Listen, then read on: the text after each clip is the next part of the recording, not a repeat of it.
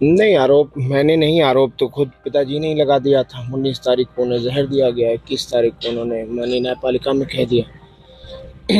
हम तो उनके बाद कहना हमने शुरू किया। कोई व्यक्ति जो फिट हो बिल्कुल सेहत से, वो अचानक से खाना खाने के बाद बीमार हो गए, उनको महसूस हो गया। उन्होंने लिखित में दिया माननीय न्यायालय में, और वही हुआ कि 26 तारीख को तबीयत इतनी बिगड़ गई, आउट ऑफ कंट्रोल, कि मूर्छित अवस्था में जब वो बेहोश होकर गिर गए तो उनको ले जाके मेडिकल कॉलेज बांदा में एडमिट किया, और डॉक्टरों ने उन्हें गंभीर पाकर आईसीयू में एडमिट कर लिया। कभी आप में से किसी ने नहीं सुना होगा कि एक व्यक्ति अगर ठीक भी हो जाता है, आईसीयू से स्वस्थ भी हो जाता है, तो भी 12 घंटा, 24 घंटा, 48 घंटा ऑब्जर्वेशन में रखा जाता है। 4 बजे भोर में 26 तारीख को आईसीयू में, और 5 बजे शाम में बांदा की तन्हाई बैरिक में, जेल में।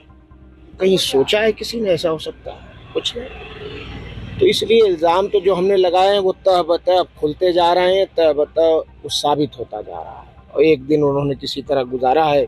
28 को मेरी उनसे वार्ता हुई, लगभग 4 बजे उनकी इंतकाल होने से 3 घंटा पहले या 2 घंटा पहले। आपका फोन जो एक वो सब वायरल है, सब जान रहा, देख ही रहे हैं सब लोग।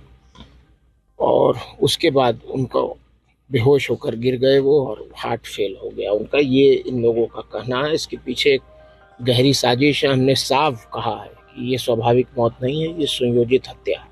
अब्बास अंसारी से मिलने गए थे आप? जी, मिलने गए। कैसी रही मुलाकात? हमारे बड़े भाई हैं, विधायक हैं, जेल में बंद हैं, एडमिनिस्ट्रेटिव पावर है, डीएम को नहीं आने दिया गया, स्टेट चाहता ला सकता था नहीं।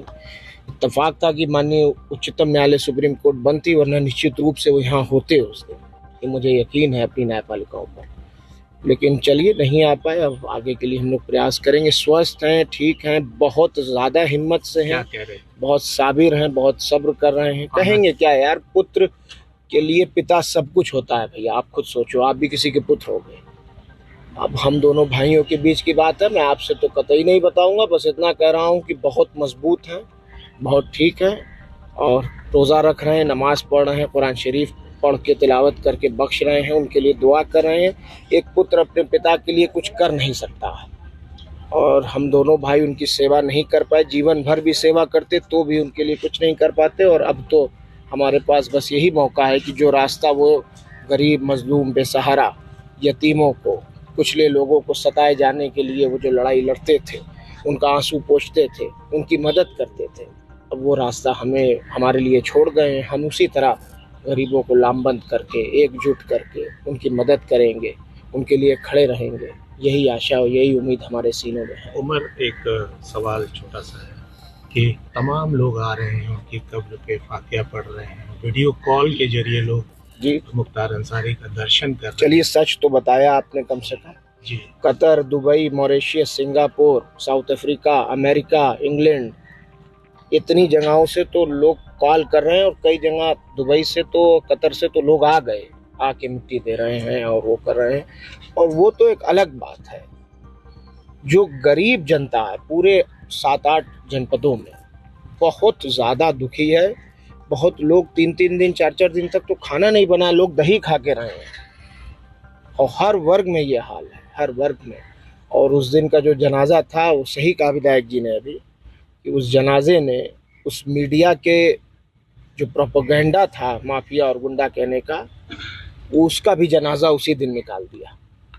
मेरे पिता, कोई कुछ कहा करे, ज़बान है उसमें हड्डी तो होती नहीं, कोई कुछ कहा करे, मेरे पिता रहनुमा थे। गरीबों, मजलूमों, बेसहाराओं के लिए वो कभी ढाल बनकर खड़े रहे तो कभी तलवार बनकर लड़े। उमर, एक सवाल पब्लिक के बीच में है, जनता भी जानना चाहती है कि मुख्तार अंसारी के आप 2 पुत्र थे, और उनकी जो पत्नी है, आपकी माता जी, उन्होंने शायद दर्शन नहीं किया। सही बात। उनके लिए क्या करना है? वो क्या हाजिर होंगी? मेरी वकील से बात हुई थी, हाई कोर्ट इलाहाबाद के गोपाल चतुर्वेदी जी, वो मेरी वालदा के, मेरी माता जी के वकील हैं। उन्होंने बताया कि हम जुडिशियल रेमेडी लिए हुए हैं, उम्मीद है कि जल्द इंसाफ मिले। उम्मीद तो हमें रखनी चाहिए, उम्मीद रखें। तमाम लोग दर्शन कर रहे हैं, आप भी चाहेंगे कि माँ जो है वो? अब जख्मों को मत खुरे दिए। मैंने बहुत साहस, बहुत हिम्मत, बहुत धाड़स बना रखा है। मैं 25 साल का ही हूँ अभी, मेरा भाई नहीं है, मेरी माँ नहीं है, मेरे पिता चले गए हैं, लेकिन आप माननीय लोग जो पिताजी के साथ रहे हैं विधानसभा में, एमएलसी लोग, विधायक लोग, वह तमाम नेता लोग फ़ोन करके बहुत लोगों ने बहुत प्यार दिया है, हिम्मत दी है, साहस दिया है, और सबने कहा है कि बेटा तुम अकेले नहीं हो और तुम्हारे पिता की हत्या हुई है और हम इस लड़ाई में तुम्हारे साथ हैं, कानूनी रूप से हम अपनी लड़ाई को जारी रखें। उमर भाई, आखिरी सवाल, 40वां से पहले क्या लगता है कि अब्बास भाई भी आप? भैया उम्मीद तो किया जा सकता है, हम लोग प्रयास कर रहे हैं। उमर, एक खबर आ रही है कि बांदा जेल में लोग दुखी हैं या जिस भी वजह से टमाटर और नमक खा रहे हैं, कुछ ऐसी सूचना आ रही है? एक सूचना आपको नहीं होगी, मैं दे दूं। जिस दिन उनको पंजाब से ले आया गया था बांदा की जेल, उससे पहले वो बांदा रह चुके थे, फिर पंजाब चले गए थे। पंजाब से जब वापस सुप्रीम कोर्ट के ऑर्डर पे लाया गया तो सुप्रीम कोर्ट ने कहा था कि उनकी मेडिकल एडिक्वेट फैसिलिटीज़ का ध्यान रखा जाए। और जब बांदा की जेल लाया गया था तो बांदा की क्यारी में, जेल की क्यारियों में कोई फूल नहीं बचा था। ये बात किसी को पता नहीं, मैं आज खोल रहा हूँ इस राज को।